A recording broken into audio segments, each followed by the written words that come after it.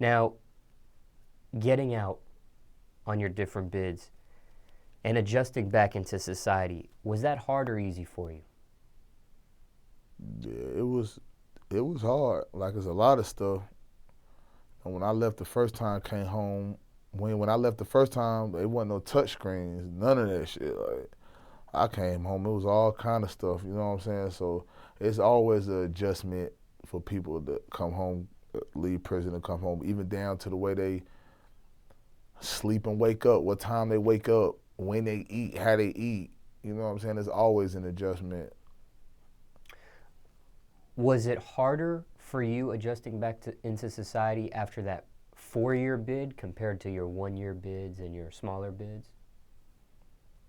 Or Nah, cause my last two, I really had something going on my last two, so it was kind of like, like I said, I had went in for some bullshit ass charge. Like they was really supposed to run it together and give me probation, to be honest with you, but because of who I am, they did what they always do. So it was kind of like I had everything going on.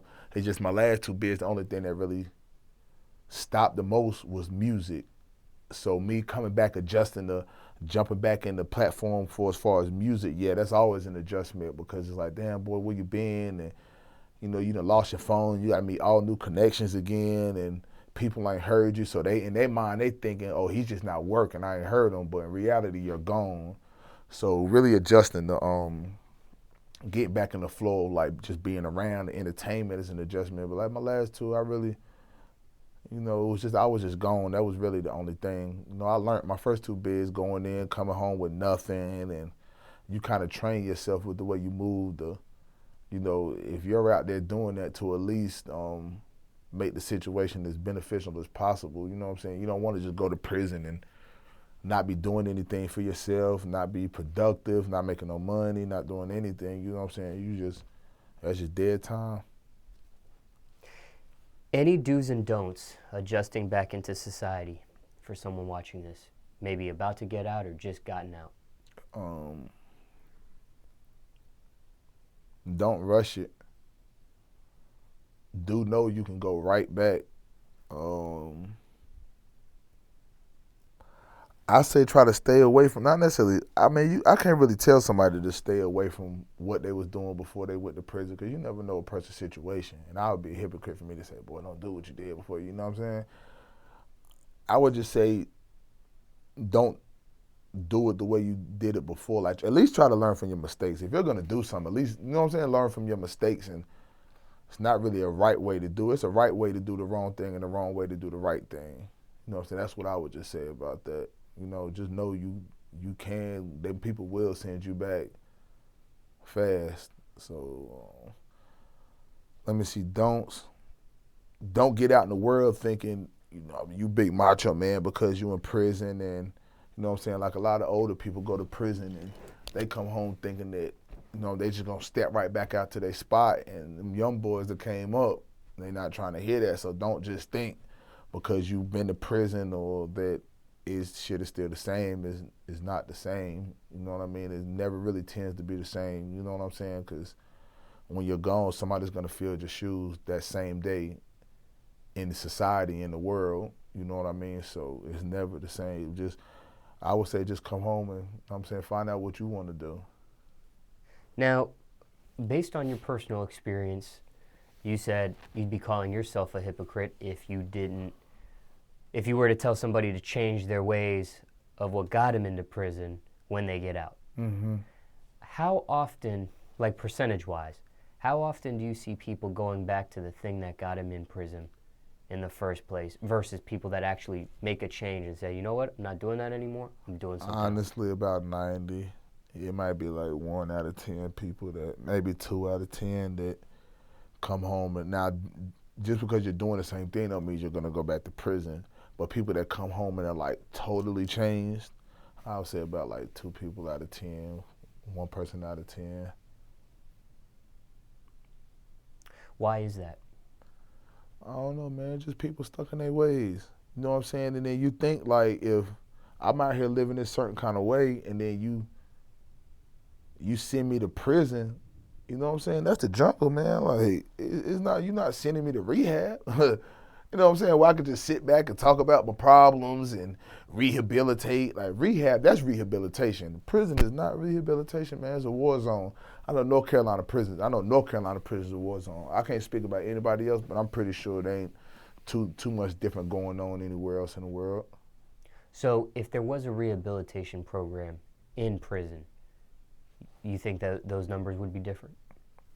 Now, honestly, I think you can't put anything in prison and expect it to cancel out what prison is. Because you got to think, if I go through a program all day, okay, I talk about my problems and I want to change, but then I leave, I go eat food that you shouldn't feed a pig, and then I turn around and I go get counted like I'm cattle, and then I turn around and I go to the bathroom and I see some punks in the bathroom, and I turn around and somebody gets stabbed that night and airlifted. You know what I'm saying? It's kind of hard to rehabilitate that when, you understand what I'm saying? It's kind of hard to rehabilitate that. Like if you want to rehabilitate somebody, man, you got to take them out of the atmosphere that got them there. It's kind of like they're taking us out of a bad atmosphere and putting us in a more harsher atmosphere. But prison make people worse. Honestly, my honest opinion, I feel like prison makes people worse, man, or either makes them smarter, whatever it is they want to do. But it's only one of the two things that's gonna happen. Either they're gonna get worse 9 times out of 10, or they're gonna get smarter and do whatever they was doing before they went to prison smarter, or you still got that one person that's gonna change his life. Honestly, man, it's like probably maybe not even one person out of 10. It might be a smaller percentage than that.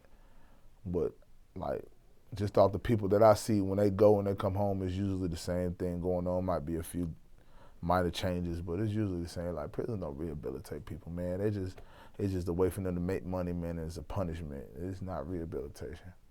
So when you were able to get your GED and some college stuff done in the prison system, does stuff like that help prisoners at all, or is that just a waste of time? Yeah, it helps, and I can't even say, people say, well, I just came home, I can't get a job. Like, yeah, some places that won't hire you because of your background, but they got assistants, man, that'll help you get a job. It's not going to be the best paying job, of course, but, I mean, it's assistance for people that, you know what I'm saying, could get a job. So I can't say, like, education and stuff like that doesn't matter because, you can do brick masonry. They don't care about your background. You could learn welding. It's traits in prison that you could learn, contracting traits. They don't care about your background. They just want you on a contracting site working. So it's stuff in prison you could learn to get your shit together if that's what you want to do. What would you change about the prison system if you could?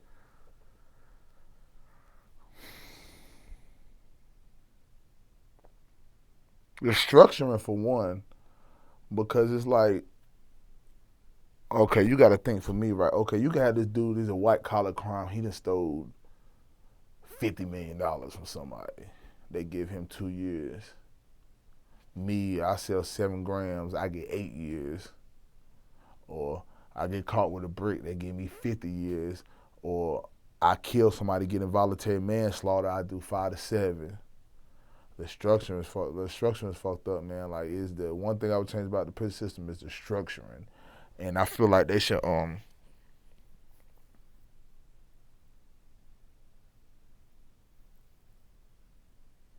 mean the structuring. I mean I can't say get rid of it because they're not gonna get rid of it. So I would just say the structuring. You know what I'm saying? It's unfair.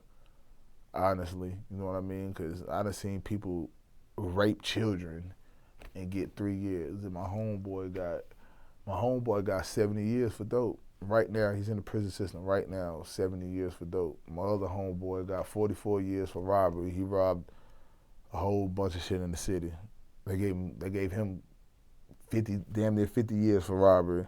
They gave my other homeboy 70 for dope. How do you give somebody 70 years for drugs? Like, I don't you understand what I'm saying? Like, I'm not forcing these people to come and get this stuff. I'm not hurting them. It's not a physical crime. It's not a robbery.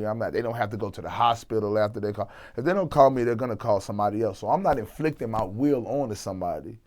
Now, granted, I am engaging in illegal activity. That's understandable, but how can you honestly give somebody 70 years for drugs? That I don't understand. Like, it's just 70 years? for drugs. You know what I'm saying? Like what was he selling? Did he make some shit up? You know what I'm saying? Like, that's a long time, man. And then you'll turn around, my other homeboy, he killed somebody, got involuntary manslaughter. I think bro did like 7 years, opposed to like, this person, somebody's never coming home. Opposed to him having drugs. Like, it doesn't really weigh out, man. I just know it's, it's just the system doing what they do, man, at the end of the day.